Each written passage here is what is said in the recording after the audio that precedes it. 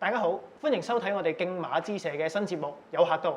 咁我哋呢個節目咧，顧名思義咧，我哋就會請一啲朋友上嚟同我哋傾下偈，分享下佢哋對賽馬嘅心得啦，或者心路歷程咁樣嘅。咁我哋第一集就打響頭炮啦，揾咗一位重量級嘅嘉賓，就係大爆發嘅馬主譚立德先生 ，Derek 你好。Hello，你好。係啦，咁我哋咧不如就開始我哋今日嘅訪問啦。咁 Derek 你係馬主啦，咁一開始究竟有啲乜嘢契機令到你踏入呢個賽馬嘅世界咧？我都可以話係因為我爸爸啦，我嘅爸爸就1995年開始養馬嘅，咁佢就好彩啦，就第一隻馬就嘅成績已經好好啦。嗰隻馬就叫多威，咁嗰陣時咧佢就隻馬一開始跑5次咧就贏咗4次嘅，咁就係輸俾活力先生。跑第二，咁之後咧，跟住嗰季咧就跑打比啦，跑打比咧就係跑第二嘅，然後轉咗告都嚟嗰度咧就贏咗8週年紀念瓶，然後就跟住再贏埋個金杯。去到最後100零米嘅時候啦，見到幾匹馬並排衝刺嘅奔騰啊，明利多啊，多威啊，然後就係百勝威，轉向終點嘅時候，4匹馬一齊衝刺嘅就影咗多威啊，然後明利多啊，百勝威啊，奔騰4匹馬。咁贏金杯嗰日我都喺現場，咁就我爸爸就叫我上去領獎啦。咁我諗都係因為嗰次特別興奮，咁就之後就愛上咗呢個競馬嘅活動啦。咁你頭先提到啦，你爸爸就即係帶咗你入呢個賽馬嘅世界啦。咁你自己有冇帶啲小朋友入去馬場之後，可能一齊睇下馬咁樣咧？都有㗎，咁間唔中都會星期日帶佢哋入馬房啦，探隻馬啦，餵下隻馬平時禮拜日咧就隻馬出賽嗰陣時咧就可以帶佢哋沙田度個 fun day 啦。咁馬會都會搞啲節目啊，譬如Owners Fun Day 啊，咁都會帶佢哋入去嘅。咁你啱啱嗰季啦，你名下嘅賽區嗰個大爆發啦，咁仲有其他同你有啲關係嘅馬，咁就破風者啊、大輝寶啊，嗰個成績都相當好喎。咁大爆發就贏咗2場啦。咁你對呢隻馬其實嚟緊會唔會有啲咩期望咁樣咧？其實老實講咧，隻馬嘅表現咧都比較失望嘅。咁係到上季先會喺5班度贏翻2場啦。咁嚟緊呢季就希望佢個健康可以維持得到一個好嘅水平嘅體質啊，唔會再即係跌磅咁樣。咁就希望佢喺5班再可以贏得到，贏翻上去4班，有啲表現咁就會滿意㗎啦嚇。咁睇翻呢個大爆發啦，咁都轉過馬房嚟嘅喎。咁當初因為啲乜嘢因素令你決定即係不如轉馬房啦咁樣？點解會有咩決定咧？初嚟香港嗰時咧，就第一季就喺呂健威阿威哥嗰度嘅。咁個表現其實都令人滿意嘅。佢跑第2場咧都跑第4，咁嗰時對佢嘅期望都比較高啦。可能自己嘅諗法就比較急進咗啲，咁就跑完3場咧，季尾咧就轉咗去賀賢馬房嗰度，因為嗰時賀賢馬房嗰個副練啊 Gabriel 咧我都係認識嘅，咁就諗住轉咗馬房啊，對隻馬嘅表現會更加有提升啦。咁就所以就決定轉咗去賀賢嗰度嘅。咁但係可惜就喺賀賢嗰度就即係出咗4次啫。咁個體重咧就一路咁下降，可能唔係咁適應個馬房嘅環境啦。咁就即係個表現都比較令人失望嘅。咁到季尾咧就再決定轉去苗禮德馬房嗰度。咁睇翻大爆發上季嘅成績啦，咁贏咗2場啦，咁1場就泥地嘅，1場就草地谷草賽事嚟嘅。咁你又覺得呢隻馬佢應該跑泥地叻啲啊，定係跑草地叻啲？跑咩路程好啲咧？其實呢隻馬我自己個人嚟講咧，就覺得佢都比較 versatile 啦。佢即係頭先你講話，佢上季喺谷草又贏過，泥地又贏過。咁始終我自己睇法咧，就係佢谷草嘅表現比較穩定啲，就上名率比較高啲啦。咁可能嚟緊呢季咧，都可能會針對谷草1650嘅嗰度比較會適合去發揮啲啦嚇。咁如果有啱嘅機會啊，泥地都會試㗎嚇。咁贏嗰兩場都係用同一位騎師贏，咁就係奇普敦啦。咁你對呢位騎師即係有咩睇法咧？其實奇普敦呢位年青騎師咧，我其實都不嬲睇得好高嘅。佢因為喺澳洲嗰陣時咧都好出名㗎啦，已經。咁嚟到香港，咁上季幫我贏咗兩場，我梗係多謝佢啦。即係多謝佢，好滿意啦。同埋即係同佢接觸啊，譬如喺沙圈嗰陣時咧，佢嘅談吐啊，都俾人有個即係俾到馬主有個信心咧，就係佢即係做咗功課嘅。佢跑你隻馬之前咧，佢係睇過晒啲片段啊，認識咗全部啲對手嘅跑法，咁就所以我覺得佢嗰次幫我贏兩場咧，佢係真係俾隻馬發揮得好好啦嚇。志剛最後百零米啦，5星特工佔先啊，勇進神區第2位，大爆發3幾嘅箭步已經拍上嚟追，再後邊個 CP 獲利紅旗飛將接近終點啦，大爆發終於嚟香港贏翻場啦，跑第2名啊！咁即係奇普敦係一個好好騎師啦。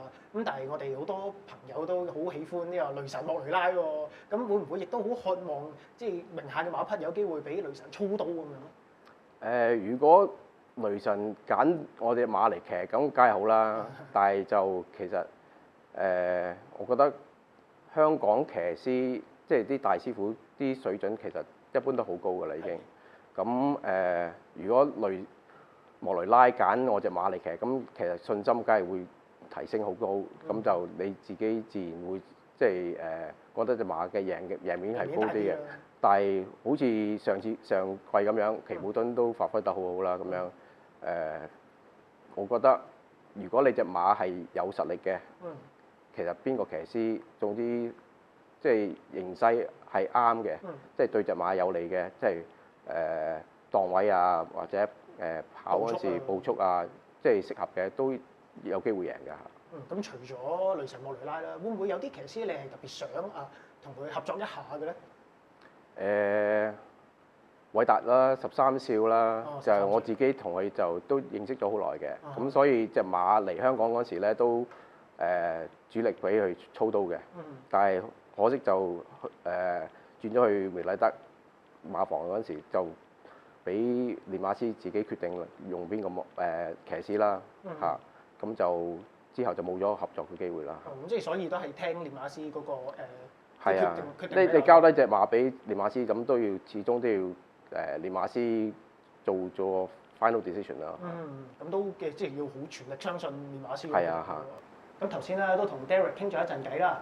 頭先嗰啲問題咧都比較輕鬆少少嘅。咁接住落嚟，我哋就會問一啲比較尖鋭少少嘅問題啦。都係一啲普遍馬迷甚至一啲網友對馬主嘅一啲刻板印象或者一啲疑問咁樣嘅。咁第一個問題咧就係有啲馬迷就話啦，其實嗰啲馬主都唔係咁識馬嘅啫喎，佢哋都係扮專家咁樣嘅啫喎。咁你又覺得呢個講法套用喺你身上，你又點睇咧？其實套喺我身上，其實都唔係講錯嘅，因為始終係一個嗜好啦。咁我可能即係比起一般馬迷對馬嘅認識，未必係即係會認識咁深。但係對自己嘅馬就會特別關注啲啦嚇。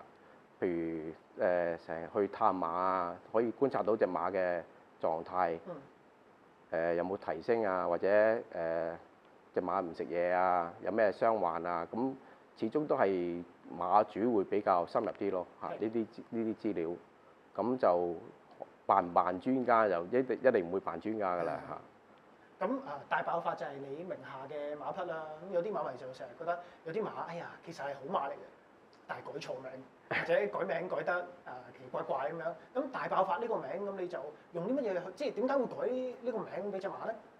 其實我自己覺得咧，就改名就係一個好 personal、好私人嘅嘢啦。咁梗係想幫隻馬改啲又好意頭啊，又好聽啊，又人哋未改過嘅名。咁我就自己又仲更加比較迷信啲嘅，仲要問埋師傅啊，要咩部首啊嘅馬名比較好啲，所以先會揀到叫做大爆發咯嚇。咁大爆發呢個名咁亦都我唔知係咪個名好啦。咁啊總之啱啱個成績咧亦都好好嘅，咁都希望冇改錯名啦。即係我覺得都冇改錯啦，有頭馬贏都算係 OK 嘅啦。咁有啲人亦都話啦，即係其實嗰啲馬主咧就唔係太錫馬嘅啫。佢哋即係養馬個目的都係想即係威啊，即係攞嚟出風頭啊，或者係贏獎金啊。咁你覺得咁樣講公唔公道咧？其實每人嘅目標都唔同嘅，咁我自己嚟講就係都有，其實都承認有啲虛榮心嘅。咁贏頭馬個人都想㗎啦，係咪先？咁你養隻馬翻嚟，一來係希望最大嘅期望就係希望佢即係贏到獎金啦，又贏到頭馬啦。咁俾到個機會我哋即係一班朋友，即係同聲同氣嘅朋友去。可以一齊聚下去馬場度，可以即係俾個機會大家聯誼一下啦嚇，咁就都開心㗎啦嚇。咁你頭先都提到啦，即係一班朋友咁樣，即係養馬咁樣。其實我知道你都有擁有團體馬嘅，咁有時喺一啲團體馬嘅決定上面，會唔會有啲爭拗啊之類嗰啲咁樣？我哋團體就比較融洽啲嘅，都冇乜點嘅爭拗。但係做一個決定咧，都係多數即係少數服從多數嘅方針嚟行啦嚇。咁都係投票即係。係啊，投票形式啦嚇。咁講到頭先會唔會當馬係工具？咁你覺得即係你自己一定唔會先啦。咁但係有啲人就話退役啦，即係有啲馬退咗役啦。即係如果咁唔好彩買隻馬翻嚟未贏過嘅。咁退役嘅時候，究竟會唔會對佢哋好差啊？可能拎去 IKEA 做肉丸啊，或者做狗餅啊，會唔會咁樣嘅咧？以我哋嘅個例咧，就我哋團體馬之前有隻燒魚象象啦，咁喺告東尼嗰度就跑咗18次，就成績就麻麻地，咁就佢嘅評分咧由52分跌到17分，就被逼即係自動退役啦。退役咗之後咧，我哋就將佢運去澳洲。就諗住隻馬啊，其實冇乜問題嘅，就試下喺嗰邊跑啦。咁係啲低班賽事啫。咁第一場咧就一出就贏咗啦。咁贏咗之後，佢哋仲嗰邊嘅評分仲由17分跳到61分添。嚇，咁都比較驚人咯嚇。但係第二次咧跑就流鼻血，咁就決定就真係幫同隻馬退役啦。退役咗咧就將佢交俾練馬師個太太啦，太太就安排咗一個退役嘅計劃嘅，咁將啲馬就一係做儀仗馬啦，一就係去做嗰啲即係幫人訓練嘅馬啦，技術學校啦，冇錯啦。咁睇嚟其實即係呢個我咁即係如果咁樣同 Derek 傾偈，都發覺 Derek 係好錫馬嘅馬主啊，即係一定唔會係外界睇到啲馬主咁差啦。咁最後一個問題啦，呢個問題咧都幾尖鋭嘅。咁有啲人就話啦，會唔會啲馬主同外界放流料，就話哇隻馬今場唔得喎，啲狀態未係時候喎，今場唔去啦，跟住然後就其實咧就好大機會贏嘅，就自己收埋大注買落去咁樣咧。其實我覺得都未必會嘅，因為即係未免係高估咗即係馬主嘅資料啦嚇，即係我自己嚟講，隻馬有冇信心贏嘅，其實連馬師都未必知道。咁何況馬主咧？馬主即係如果我自己分析咧，我同朋友講咧，都係通常都會由值博率嗰方面嚟睇嘅，即係如果隻馬係 fit 嘅，即係好明顯話上次探佢嗰陣時唔食嘢喎，今次又食翻嘢啊，又長肉啊咁樣，呢啲係即係自己馬主可以留意得到嘅資訊啦。咁我就不妨同啲朋友啊講話，喂，隻馬今次可能有啲機會喎，4倍以上啊，就即係值得留意啦咁樣咯嚇。就而家真係 show win 嘅，有幾多次真係 show win 啊！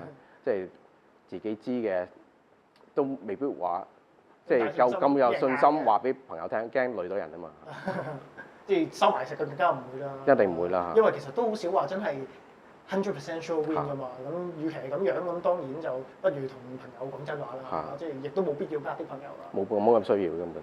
好啦，咁今日嘅節目時間亦都差唔多啦，咁都好多謝 Derek 啊嚟到接受我哋嘅訪問啦。咁嚟緊我哋競馬之石有客到呢個節目咧，就當然會繼續請唔同嘅嘉賓上嚟同大家見面啦。咁就亦都好多謝大家嘅收睇，咁我哋下一次節目時間再見啦，拜拜。